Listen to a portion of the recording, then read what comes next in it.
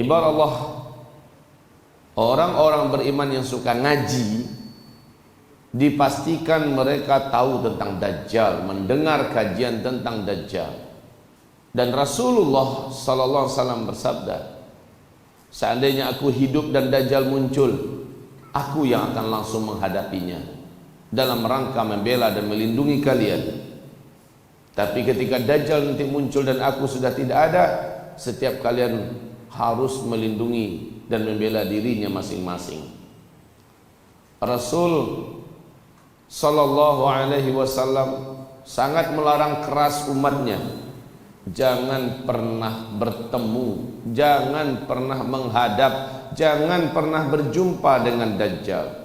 Sebab dipastikan oleh beliau yang mulia sallallahu alaihi wasallam, siapapun yang dengan sengaja, dengan senang hati, dengan sukarela berjumpa dengan Dajjal, iman yang ada di dadanya akan hilang dan dia akan kafir kepada Allah. Dia pasti akan menjadi pengikut dan penyembah Dajjal. Bahkan Nabi mengatakan, nanti akan ada seorang lelaki yang merasa imannya sudah sangat kuat. Dia yakin dia tidak akan terpengaruh dan tidak akan berubah jika ia berjumpa dengan Dajjal. Maka ia pun keluar dari persembunyiannya dan ia berjumpa dengan Dajjal. Hilanglah imannya, saking kuatnya fitnah yang dibawa oleh Dajjal, saking kuatnya makar serta sihir yang dikuasai Dajjal, menyebabkan laki-laki ini hilang imannya kepada Allah, kafirlah ia kepada Allah, sujud menyembah Dajjal. Walaupun Dajjal sudah keluar meninggalkan kotanya, laki-laki ini tetap ia kafir kepada Allah sampai dia mati. Ibarat Allah yang kami muliakan, maka kata Rasulullah, ma baina khalqi Adam ila qiyamis sa'a fitnah akbar minad Dajjal. Sejak Adam diciptakan oleh Allah Subhanahu wa taala sampai hari kiamat terjadi, tidak ada fitnah yang lebih besar bagi umat manusia ini melebihi fitnahnya Dajjal. Hadis sahih riwayat Imam Muslim. Bahkan Rasulullah sallallahu alaihi wasallam mengatakan, seluruh fitnah yang pernah ada di muka bumi ini yang Allah datangkan, seandainya disatukan, dikumpulkan semua, lalu diadu tanding dengan fitnahnya Masih Dajjal, seluruh fitnah yang ada di muka bumi ditanding dengan fitnah yang dibawa oleh Dajjal, pasti akan mengalahkan fitnah Al-Masih Dajjal akan fitnah yang seluruhnya pernah ada di muka bumi ini. Luar biasa beratnya fitnah Masih Dajjal. Masyiral muslimin yang kami muliakan, malam tadi kami menyampaikan, coba bayangkan oleh Bapak Ibu semua, kekuatan yang dimiliki oleh Dajjal ini bukan kekuatan sembarangan, Pak. Bersatunya seluruh kekuatan setan bangsa jin dengan setan bangsa manusia di belakang Dajjal, maka menjadikan Dajjal itu memang layak jika ia berani mengklaim dirinya adalah Rabbul Alamin. Kekuatan yang dimiliki oleh setan bangsa jin, David Copperfield pengikutnya paling hanya dari bangsa jin ya 20 ribuan orang, 20 ribuan jin. Sudah begitu menakjubkan apa yang bisa dibuatnya. Bagaimana dengan Dajjal? Seluruh setan dan jin satu bumi ini berkhidmat melayaninya. Lihat kemampuan yang dimiliki oleh Nabi Sulaiman alaihissalam. Tanpa rela, tidak suka, seluruh jin dan syaitan dikuasai oleh Nabi Sulaiman. Mereka tak rela, mereka tak suka, tapi mereka harus tunduk kepada apa yang diinginkan oleh Sulaiman. Ini Dajjal datang, jin dan setan, seluruh setan di muka bumi dengan sukarela menjadi bala tentaranya, dengan sukarela untuk berkhidmat kepada Dajjal dan mengikuti Dajjal. Iblis laknatullah alaih mengerahkan seluruh kekuatannya yang ada di alam gaib sana untuk menguatkan makar dan fitnah Dajjal. Maka dengan ini kaum muslimin, wajar dan pantaslah Nabi mengatakan, jangan pernah kalian keluar dari persembunyian untuk berjumpa dengan Dajjal. Dajjal akan sampai ke seluruh kota-kota besar di muka bumi ini. Masuk ke Solo, dipastikan Dajjal pasti akan masuk ke kota Solo. Saat kamu mendengar bahwa dia datang ke kotamu, kata Rasulullah, lari dan bersembunyilah ke dalam rumah-rumah kamu. Jadikanlah wanita-wanitamu yang ada, mulai dari emak-emak, istri, anak-anak gadis kita, saudari-saudari perempuan kita, semua wanita yang ada, sudah pastikan mereka di dalam rumah pada hari itu. Ikatlah mereka, kakinya, tangannya, dan ikatan itu tambatkan di tiang-tiang rumah kalian. Tutup pintu di rumah rapat-rapat, tutup jendelanya kuat-kuat, dan bacakan di dalam rumah kalian surat Al-Kahfi.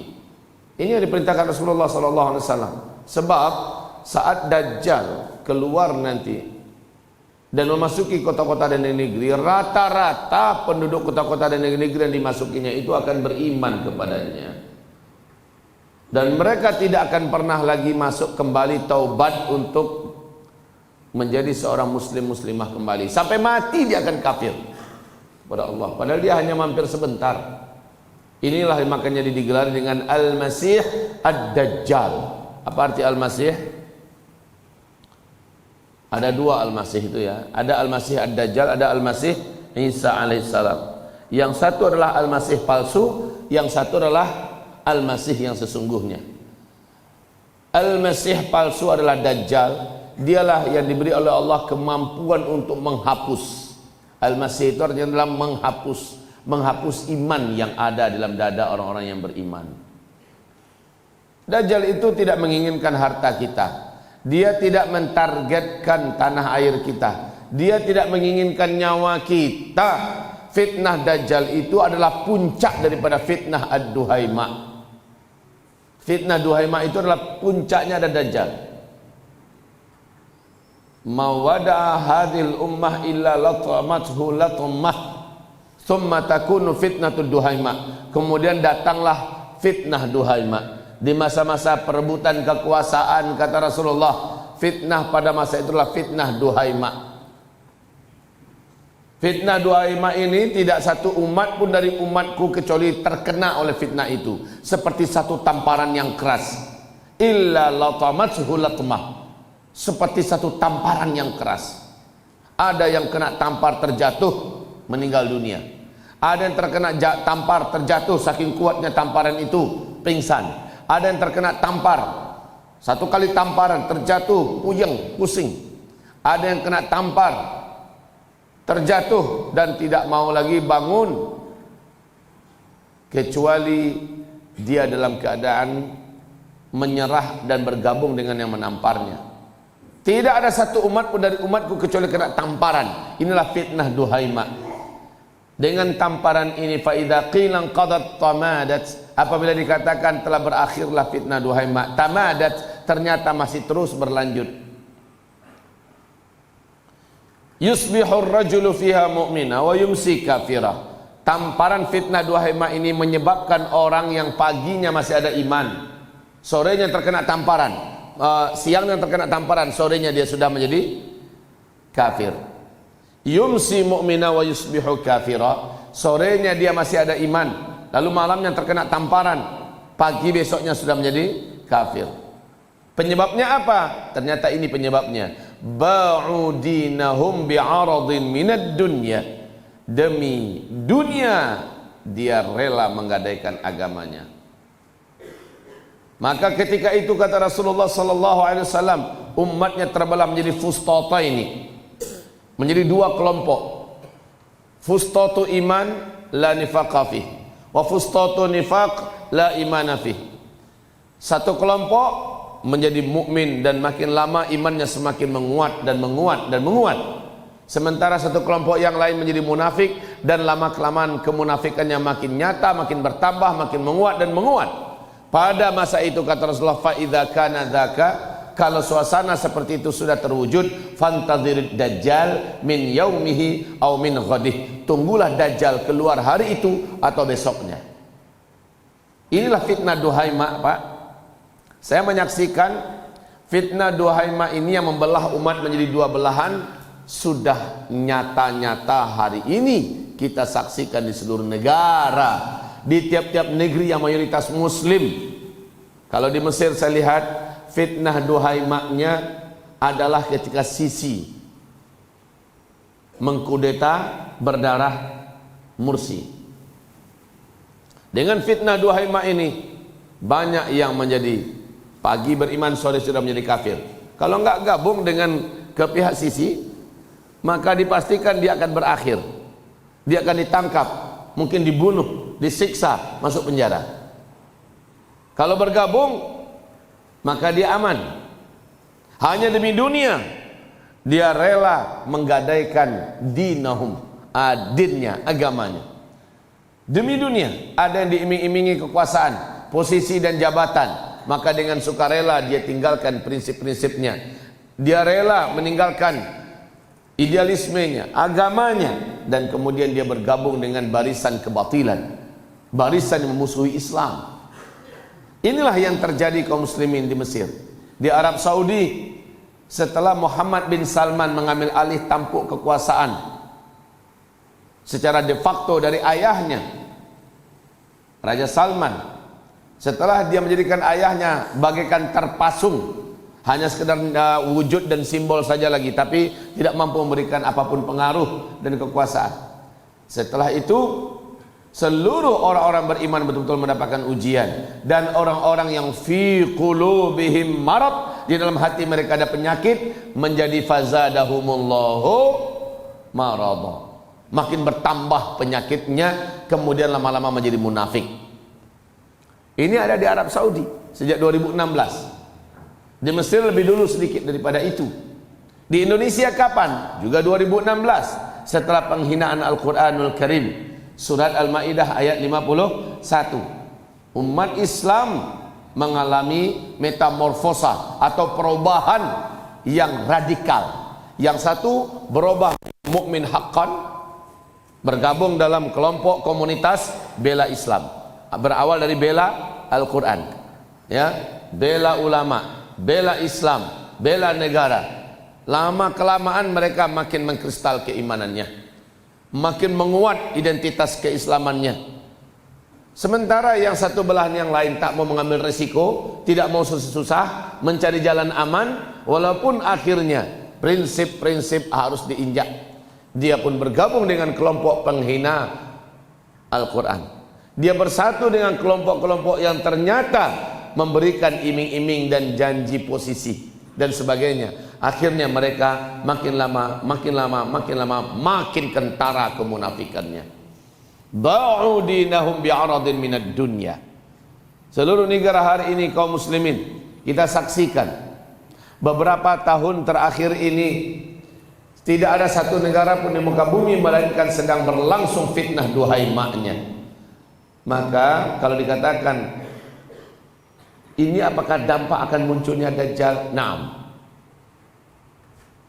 Apakah Dajjal sudah muncul sekarang? Oh ya, belum.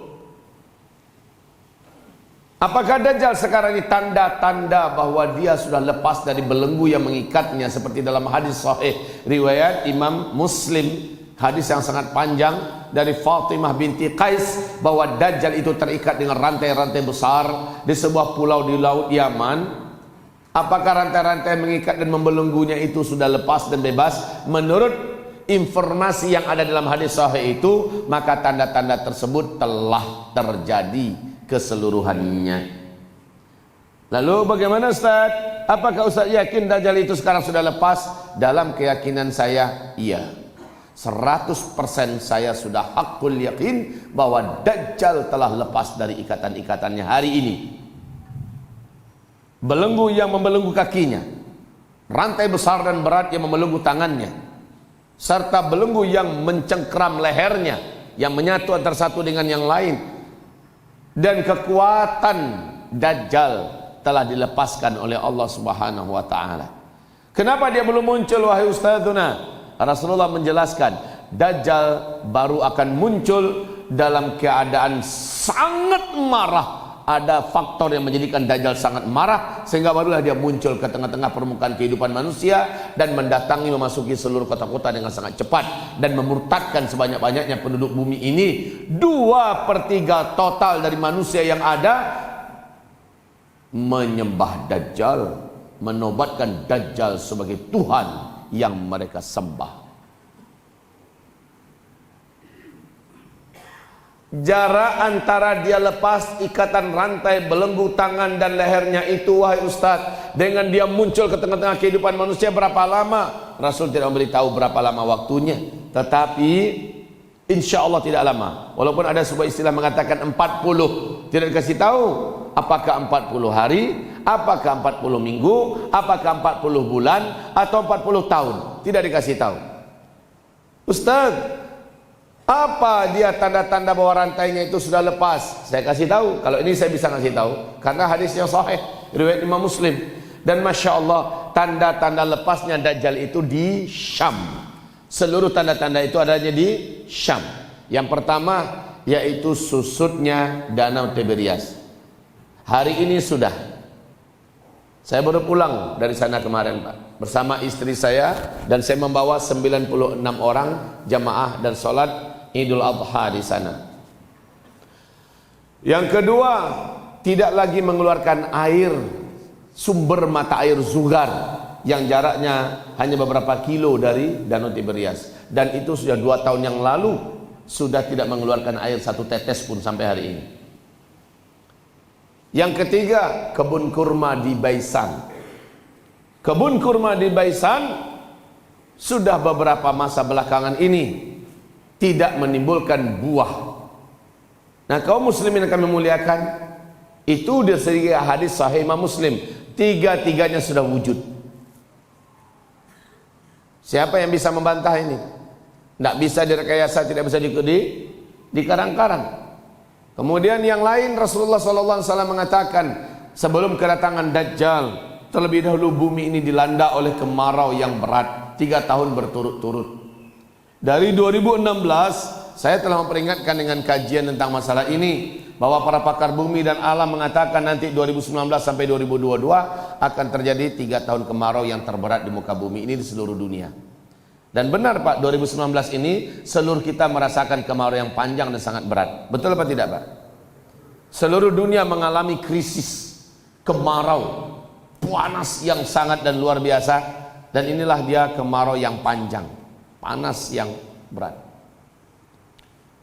Dan tahun ini dibandingkan tahun berikutnya, menurut hadis Nabi, isbiru fa innahu la yati 'alaikum zaman illa alladhi ba'dahu syarrun minhu hatta talqau rabbakum. Nanti akan datang waktunya, zamannya kepada kalian, orang yang hidup pada masa itu merasakan beratnya hari-hari yang kalian lalui dibandingkan hari-hari yang telah kalian lewati. Hari ini terasa lebih berat daripada hari sebelumnya. Hari besok terasa lebih berat daripada hari ini. Makin bergerak dan bertambah waktu ke depan, semakin bertambah berat ujian yang harus dihadapi. Maka kaum muslimin kami muliakan, kemarau ini tahun dengan kemarau tahun depan akan lebih berat tahun depan. Insya Allah, sama-sama kita lihat saja. Kita tidak menginginkannya, tapi saya berani meyakini dengan tidak ragu 1% pun. Keyakinan ini sudah 100%. Tahun depan kemarau akan lebih berat daripada tahun ini. Tahun esoknya lagi akan tidak ada lagi satupun di muka bumi ini orang-orang yang akan hidup dalam keadaan normal, Pak. Orang akan menjadi brutal. Untuk bisa bertahan hidup, orang akan menjadi brutal. Sehingga hadis sahih Imam Bukhari di kitab Al-Adabul Mufrad akan jadi kenyataan. Demi bertahan hidup, tetangga rela mendatangi tetangganya dan membunuh tetangga hanya demi sepotong roti yang ada di tangan tetangga. Kita akan temukan fakta Pak, bahwa kalau yang ada di Palu sana 1 tahun yang lalu, setelah atau pasca gempa dan tsunami, baru hari ketiga mereka sudah menjarah ke sana kemari karena lapar. Ya kan? Mereka sudah brutal karena lapar pada baru 3 hari. Bayangkan ini kejadiannya bukan 3 hari, kejadiannya 3 tahun. Maka ada tetangga yang dibunuh oleh tetangganya hanya karena tetangga yang membunuh menyangka bahwa tetangga ini punya simpanan makanan. Setelah dibunuh satu keluarga, diperiksa dobrak-abrik rumahnya, ternyata tidak ditemukan makanan. Lalu dia pindah ke tetangga yang lain. Orang akan membantai-bantai, wa kathural haraj, wa kathural haraj, wa kathural haraj. Akan banyak pembantaian, akan banyak pembantaian. Enggak tahu tetangga kenapa dia dibantai. Ibarat Allah, inilah dia fitnah Al-Masih Ad-Dajjal itu sebelum dia datang. Kelaparan di mana-mana. Nah, nanti ketika Dajjalnya datang, dia membawa gunungan makanan. Dia akan suburkan tanah, dia akan alirkan air, dia akan turunkan hujan dan sebagainya. Ini yang menjadikan manusia berlomba-lomba menanti-nanti kedatangannya dan menyambutnya dengan mengeluh-elukannya. Ini yang menjadikan umat manusia yakin betul bahwa inilah Tuhan yang selama ini mereka sembah. Dan siapa manusia-manusia ini? Orang yang imannya melemah, yang memang lemah, jarang ke pengajian, bahkan mayoritas pengikut Dajjal saya terangkan malam tadi adalah dari umatnya yang munafik, umatnya yang ahli maksiat, umatnya yang ghulu, yang punya akidah dan keyakinan khawarij, umatnya yang ahli bid'ah, bid'ah aqadiyah, umatnya ibarat Allah yang kami muliakan, umat Nabi Muhammad sallallahu alaihi wasallam, mayoritas yang akan menjadi pengikut Dajjal juga kaum an-nisa, kaum wanita. Nah, ibarat Allah, begitu kuatnya propaganda Dajjal. Propaganda Dajjal di akhir zaman ini diusung oleh kaki tangan Dajjal. Siapa kaki tangan Dajjal? Sebelah kiri kaki tangan Dajjal adalah Illuminati dan Freemasonry. Sebelah kanan kaki tangan Dajjal adalah Amerika, PBB dan Israel. Kaki-kaki Dajjal ibarat Allah yang kami muliakan adalah seluruh apa yang kita saksikan pada hari ini berupa kekuatan the New World Order. Mereka punya program ini. Inilah yang bergerak sekarang ini. Ustaz, bagaimana membendung ini semua? Sebelum Dajjalnya datang, kita wajib menjadi muslim yang total, fanatik habis kepada Al-Quran dan Sunnah. Maka tidak akan ada yang bisa merubah kita. Taraktu fikum amraini ma ini tasamtum bihima lan tadillu abada, kitab Allah wa sunnati. Cuma itu saja. Walaupun kita menjadi aneh dan asing karena kita begitu kuat memegang Islam, fanatik kepada Islam, dah apa-apa, ghuraba kita di akhir zaman. Memang harus begitu. Yang selamat di akhir zaman adalah ghuraba, orang-orang yang aneh. Begitu kuatnya dia memegang Al-Quran, begitu fanatiknya kepada sunnah, dah apa-apa. Justru itu jalan untuk selamat di akhir zaman, menjadi muslim kafah. Atau diistilahkan dengan bahasa orang-orang yang keblinger di sana dengan istilah Islam radikal. Siap jadi muslim radikal? Siap jadi muslim radikal? Tidak apa-apa. Apa kata Imam Syafi'i? Demi Allah, hanya gara-gara saya mencintai Rasulullah dan para sahabat-sahabatnya dan keluarganya lalu baiknya, lalu saya dituduh sebagai Syiah. Tidak apa-apa. Katakan saya adalah Syiah. Kalau hanya gara-gara itu, karena saya memang mencintai Rasulullah, mencintai ahlul baitnya dan mencintai para sahabatnya, lalu saya dikatakan Syiah, katakan. Profesor Dr. Yusuf Al-Qaradawi mengatakan, kalau memegang erat agama ini, memegang erat Al-Quran dan Sunnah, fanatik sebagai muslim yang kafah, lalu saya dituduh sebagai teroris. Hai manusia yang ada di bumi, saksikan oleh kalian, saya adalah teroris. Kalau hanya gara-gara fanatik pada Al-Quran dan Sunnah, berpegang erat kepada Islam seerat-eratnya, lalu dikatakan teroris, kata oleh kalian semua, saya adalah teroris. Enggak apa-apa. Kalau gara-gara kita menjadi muslim yang kafah, mukmin yang berusaha eksis menunjukkan dan mempertahankan eksistensi imannya, enggak apa-apa lalu dikatakan radikal, silahkan. Ustadz radikal. Urutan pertama, Ustadz Habib Rizik Syihab. Urutan kedua, Ustadz Abdul Somad. Urutan ketiga, Ustadz Bakhtiar Nasir. Urutan keempat, Ustadz Babe Haikal. Urutan kelima, urutan keenam, ketujuh segala macamnya. Masuk dalam usaha radikal semua ustaz yang menyeru dan mengajak umat kembali menjadi muslim yang benar, muslim yang kafah, lalu dikatakan usaha radikal. Tidak apa-apa. Ustaz, kalau begitu kita akan selamat dari Dajjal. Kalau kita berpegang erat dengan Al-Quran dan Sunnah, fanatik kepada Al-Quran dan Sunnah, pasti selamat, Pak.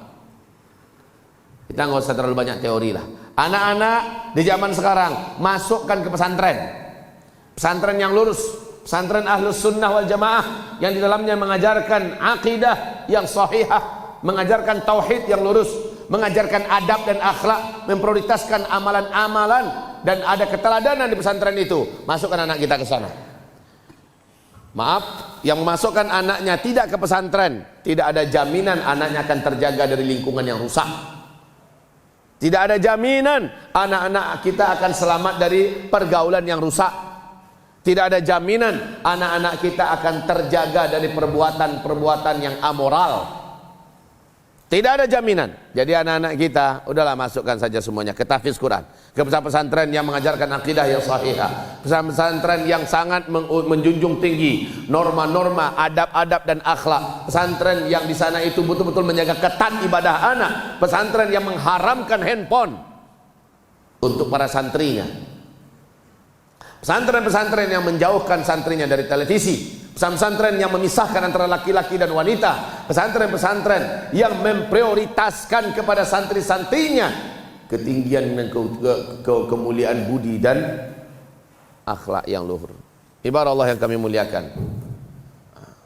Mana mic yang lain? Ini udah mulai sakaratul maut.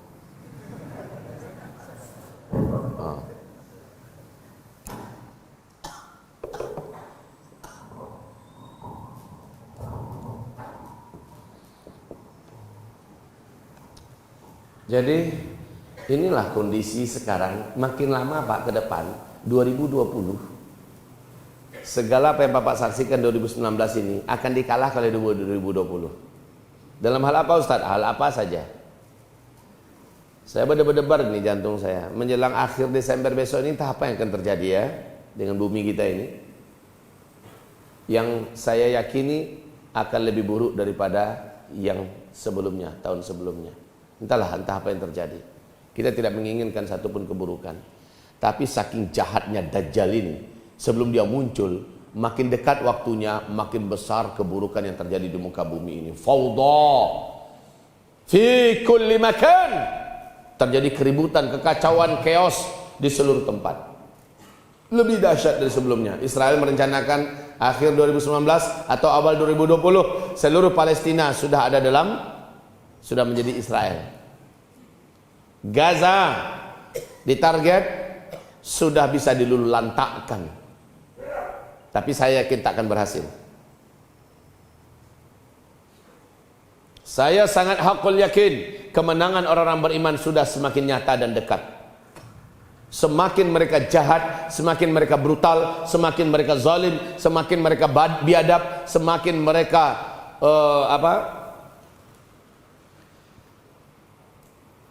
semakin memuncak kebiadaban mereka, kejahatan mereka kepada Islam dan kaum muslimin, berarti semakin dekat pertolongan Allah Subhanahu wa taala. Bagi itu kuncinya dari saya nampaknya di situ. Bacalah sejarah, lihat ketika umat ini sudah tidak lagi berkutik.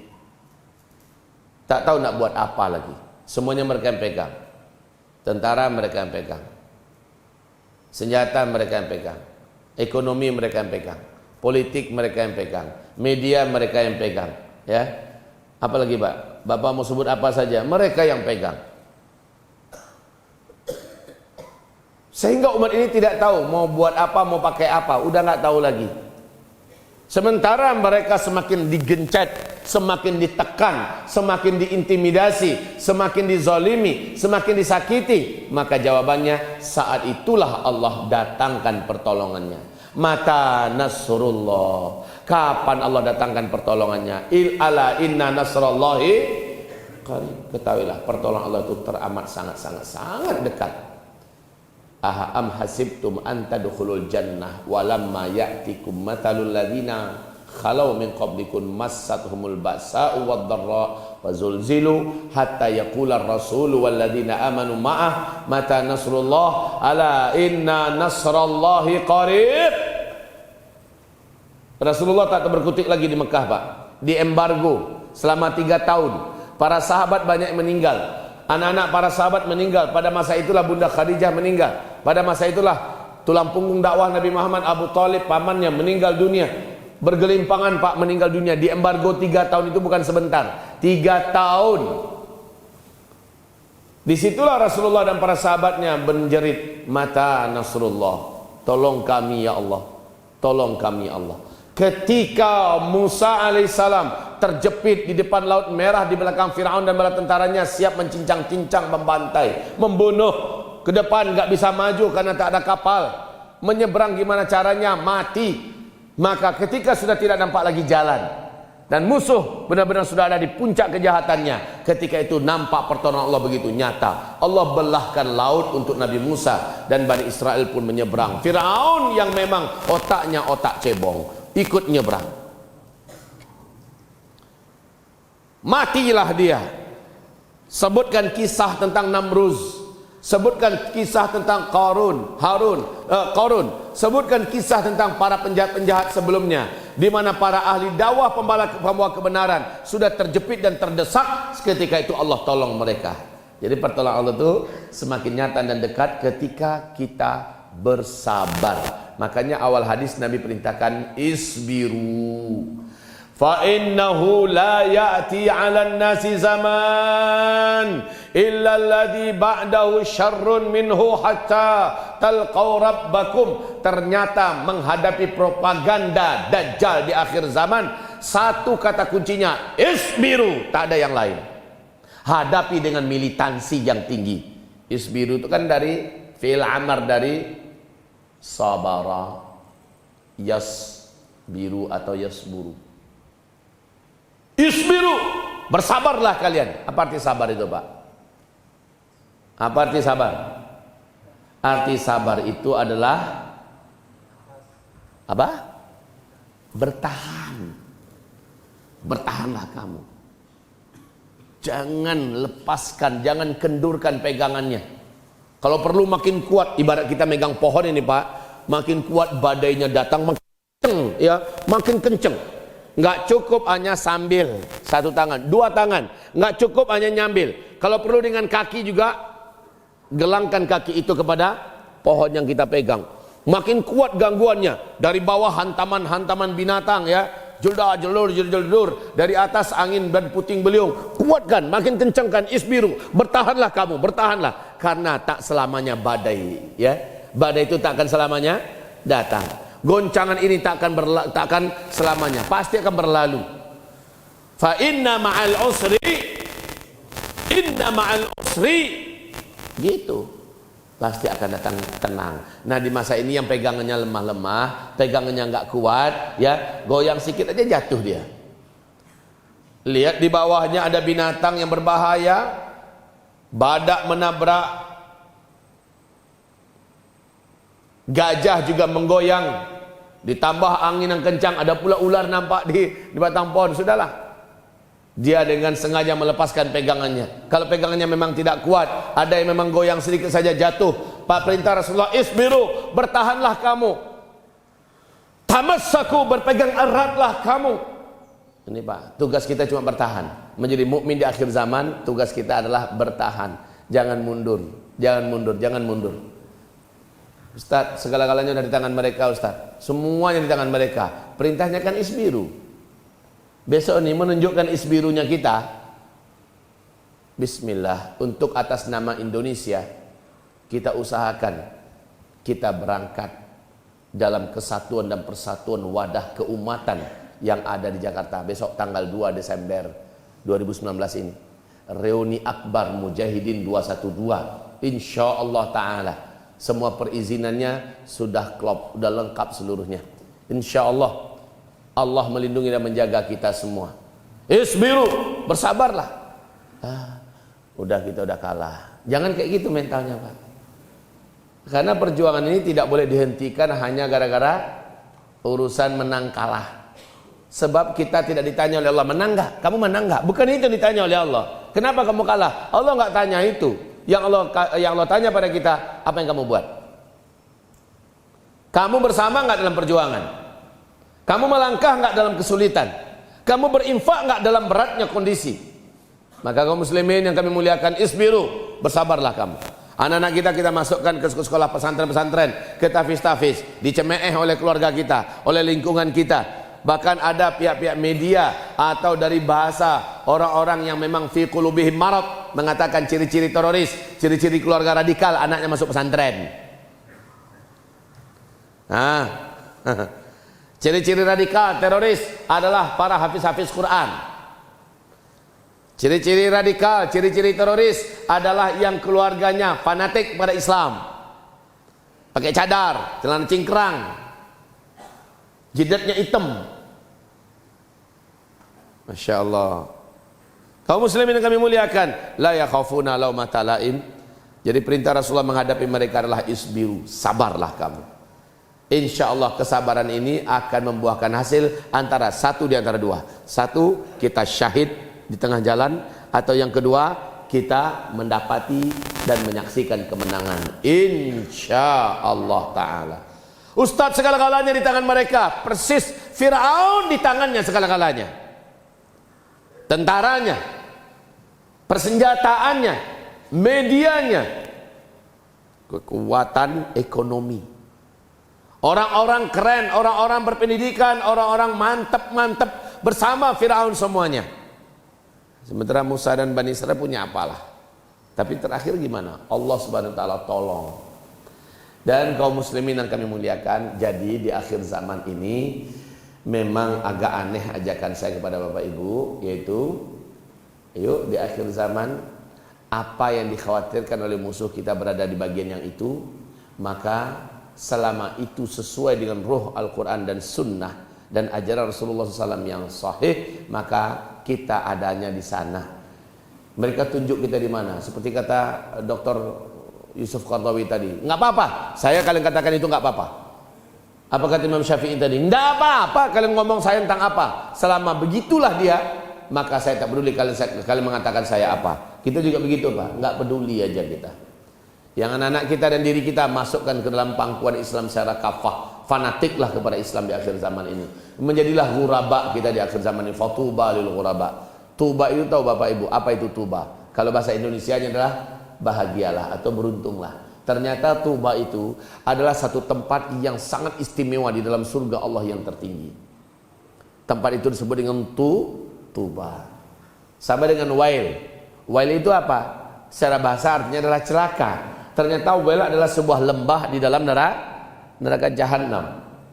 Sakor. Apa itu sakor? Sakor juga adalah sebuah lembah, sebuah tempat, sebuah lokasi penyiksaan dalam neraka jahanam, disebut dengan sakor. Maka di surga itu ada macam-macam nama, termasuk salah satu namanya tuba. Ini tempat yang spesial betul Pak.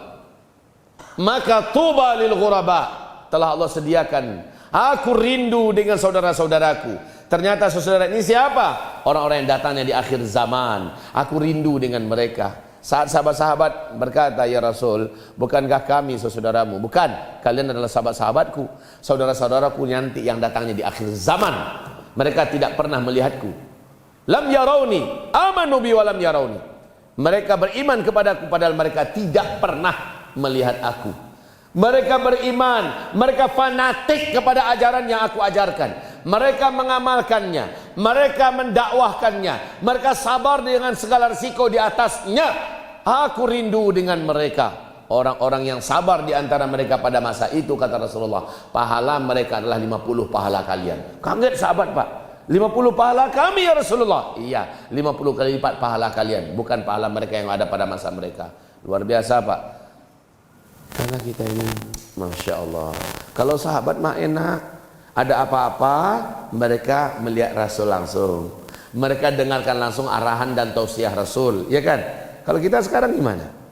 Siapa yang akan bisa menghibur lara dalam dada? Siapa yang bisa menjadi tempat kita bertumpu dan bertanya? Siapa? Tak ada. Siapa Pak? Di seluruh negara emang siapa sekarang? Yang sifatnya mendunia siapa? Kita memang menunggu Imam Mahdi insyaAllah ta'ala. Kalau Imam Mahdi sudah muncul, sudah jelas komandonya. Kalau sekarang ini gimana? Karena ada Habibuna Habib Rizik Syihab, ya itu pun jauh di sana, nggak bisa pulang. Nah kaum muslimin yang kami muliakan, perintah Rasulullah kepada kita semua adalah isbiru. Tutup telinga kita dari mendengar kata-kata orang yang menghina, mencemeh. Tutup mata kita dari melihat cibiran-cibiran orang yang mencibir. Nggak peduli aja, sebodoh aja, ya. Teruslah, makin lama makin kencangkan. Karena di fase keempat ini, tingkat ujian yang Allah datangkan untuk iman kita bukan seperti ini fluktuasinya ya, bukan seperti itu. Tapi gini, mendaki terus. Berlalu waktu, bertambah waktu, ternyata bertambah berat pendakiannya daripada sebelumnya. Tapi saya bertanya, apakah sepenat-penat pendakian sampai di ujung nggak kira-kira ya? Sampai di ujung nggak kira-kira? Sampai. Selamanya kah kita mendaki gunung? Setinggi-tinggi kita mendaki pasti akan sampai di puncak. Ya betul Pak? Sampai di puncak. Habis di puncak ngapain kita lagi? Sudah tenang. Habis itu nurun lagi. Nah kita sedang menuju puncak. Dan saya sangat yakin Bapak Ibu, kita ini sudah sampai di bibir puncak. Di bibir puncak. Udah kayak gini posisinya tuh. Bentar lagi insya Allah Ta'ala. Bentar lagi insya Allah Ta'ala. Mungkin 1 tahun ini, 1 tahun atau 2 tahun ini insya Allah Ta'ala. Lihat nasrun minallah wa fathun qarib insya Allah. Dengan pangku tangan? Oh ya bukan pangku tangan. Kita tetap diperintahkan untuk tampil, maju, bergerak, tampil, maju, istiqomah, wujudkan eksistensi kita, nampakkan terus keimanan kita, tak peduli dengan cacian orang yang mencaci. Yujahiduna fi sabilillah wa la yakhafuna lawmata laim. Mereka tetap berjihad di jalan Allah dan mereka tidak peduli apapun cacian orang yang mencaci. Udah begitu Pak. Tutup telinga, tutup mata, terus berjalan. Dalam artian tak peduli dengan apapun ujian yang kita hadapi, maju terus. Isbiru, bersabarlah kamu. Bersabarlah kamu. Tapi semuanya terpandu oleh para ulama-ulama Rabbani, ulama-ulama lurus, ulama-ulama yang istiqomah, ulama-ulama pejuang, yang mana mereka keluar masuk penjara, diintimasi, ditekan oleh lawan-lawan, mereka tidak pernah bergoyang, tak bergeming.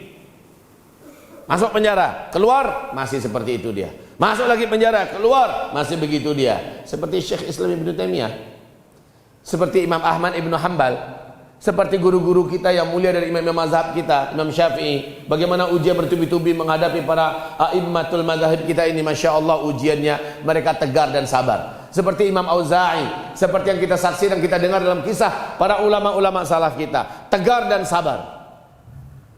Ibarat Allah yang kami muliakan, memang benar kata Rasulullah, al-qabidu yawma idzin kal qabidu 'alal jamrah. Orang yang berpegang erat-erat dengan Islam pada masa itu seperti orang yang menggenggam batu bara yang menyala. Saya bertanya, percontohan Rasulullah sangat bagus sekali.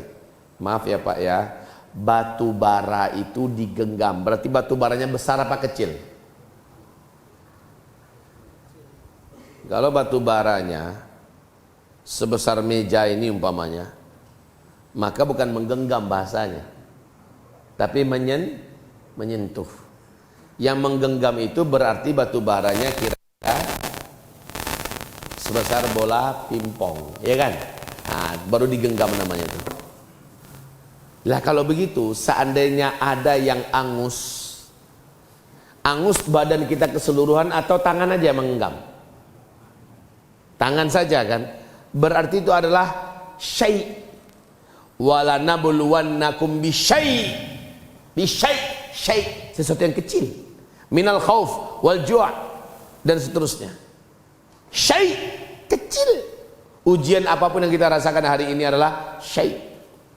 Menggenggam batu bara, tetap dipegang, tangan terasa, hangus, terbakar. Yang batu bara ini adalah Islam yang kafah di akhir zaman, menjadi mukmin yang haqqan di akhir zaman, bagi menggenggam batu bara.